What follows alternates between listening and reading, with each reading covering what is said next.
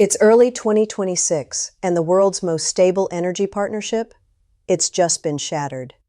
In a sudden, calculated move, Canada declared energy sovereignty and sent shockwaves rippling through the United States.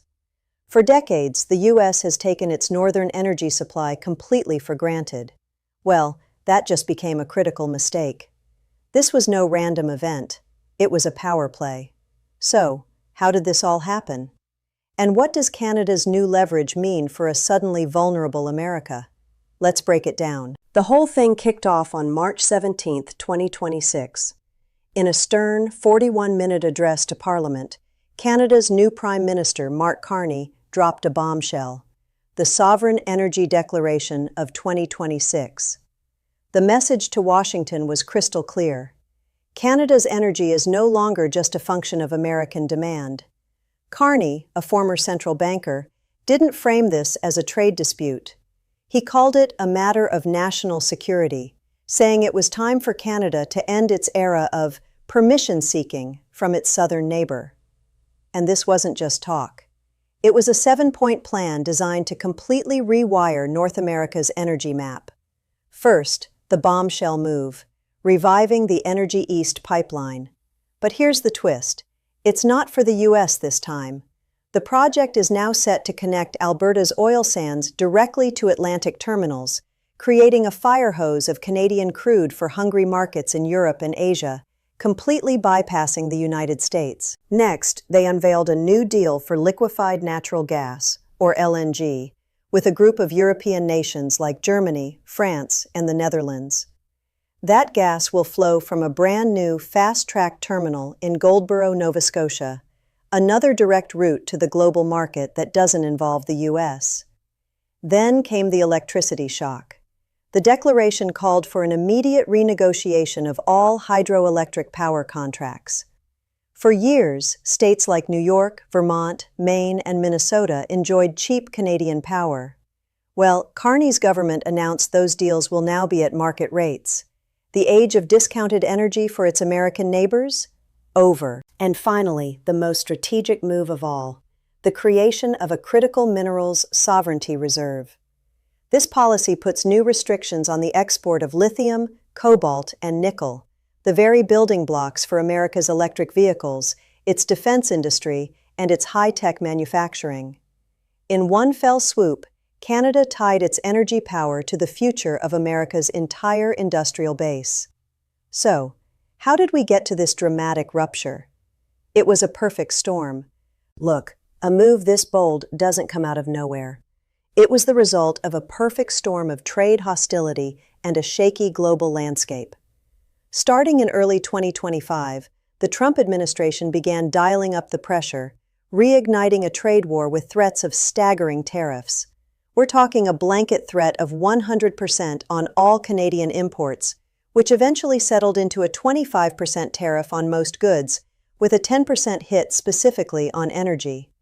Then came threats of 50% tariffs on Canadian steel and aluminum. For Ottawa, this wasn't just a trade tiff, it was seen as a direct attack on Canadian sovereignty. Prime Minister Carney, who won his job on a promise to stand up to American pressure, framed it as an existential moment.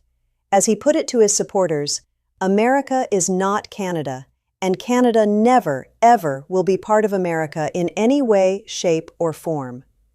Washington's attempt to weaponize trade had completely backfired. It pushed its closest ally to start building an economic fortress, and at the same time, the world was getting more unstable. New conflicts disrupting the Strait of Hormuz, the world's biggest oil choke point, suddenly made stable Canadian energy look like a golden ticket. Countries in Europe and Asia, nervous about their own supplies, were scrambling for reliable partners. Carney's government saw its opening.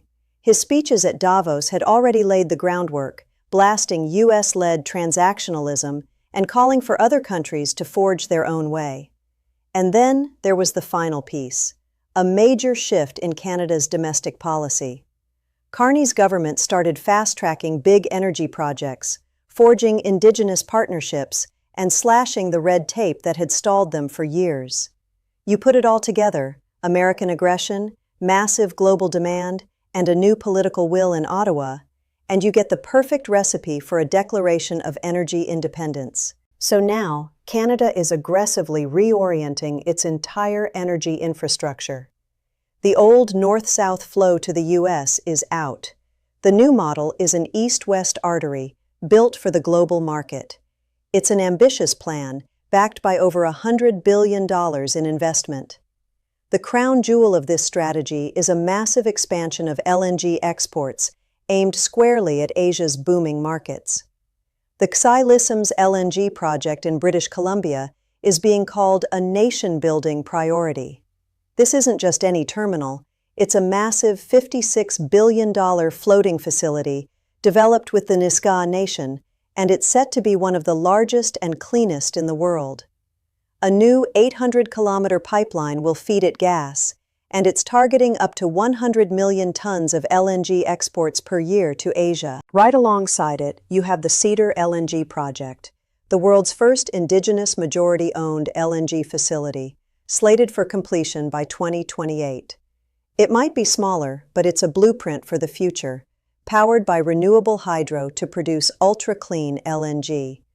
Why are these Pacific Coast projects so important?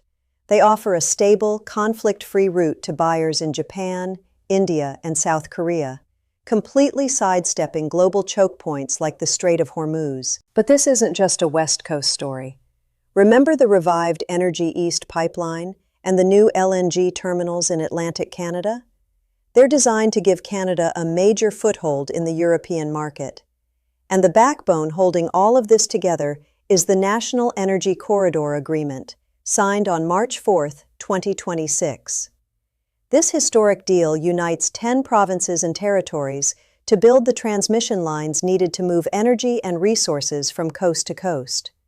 For the first time, it creates a truly unified Canadian grid. This United Canada grid isn't just about domestic security, it's what makes this entire global export strategy possible. If you're getting value from this breakdown of the shifting global energy map, do us a favor and hit that subscribe button and the notification bell. We're all about unpacking the complex forces that shape our world, so you know what's coming next. And in the United States, the shockwave is just beginning to hit, and it's hitting hard. Calling it an oil shock isn't an exaggeration. The deep energy integration that was once America's strength has now been turned into a weapon against it. The first and most immediate hit? American refineries. Those highly complex, expensive refineries in the Midwest were built for one specific thing: processing the heavy crude from Canada's oil sands. They can't just flip a switch and use lighter oil from somewhere else without massive, costly overhauls. With Canada now sending its oil to Europe and Asia through the new Energy East pipeline, those refineries are facing a supply crisis. That could mean shutdowns and shortages right across the American heartland. Of course, this translates directly to pain at the pump. Early forecasts are brutal, warning of gas prices jumping by over $1 per gallon. That's a double whammy from the crude shortage and the 50% retaliatory tariff Washington just slapped on Canadian energy. It's not just a headache for drivers, it's a massive inflationary bomb for the whole U.S. economy. The power grid is also starting to flicker. In the Northeast, the end of cheap hydroelectric power from Quebec is putting huge pressure on state budgets and utility bills. Those states that leaned on Canada for clean, reliable energy are now facing a much more expensive and volatile future. And then there's the long-term threat: Canada's new critical minerals strategy. By controlling the export of lithium, cobalt, and nickel, Canada now holds leverage over the very foundation of America's 21st century economy. Think about it. Everything from EV batteries to F-35 fighter jets is now potentially subject to the political mood in Ottawa. It's a complete role reversal. For decades, Canada's economy depended on the U.S. Now, key parts of the American economy depend on Canada. When you add it all up, the disruptions to these supply chains could put over 2 million jobs across North America at risk, a staggering price to pay for a trade war that went sideways. So, what's the bottom line? Early 2026 marks a seismic shift in North America. Canada's sovereign energy declaration wasn't a reckless move, it was a calculated pivot, born from a perfect storm of American political pressure and new global opportunities. Ottawa has completely rewritten the rules of the game, turning its natural resources into serious geopolitical power. For the United States, which has long been the senior partner in the relationship, this is a new and deeply uncomfortable reality. Its energy security is no longer a given, its industrial base is vulnerable, and its closest ally has just become a powerful economic competitor. The era of taking Canadian energy for granted is over. An oil shock, designed in Ottawa, is now hitting America. The big question now is, how will the U.S. adapt to a world where its neighbor to the north is also its most strategic energy rival? Let us know what you think in the comments below.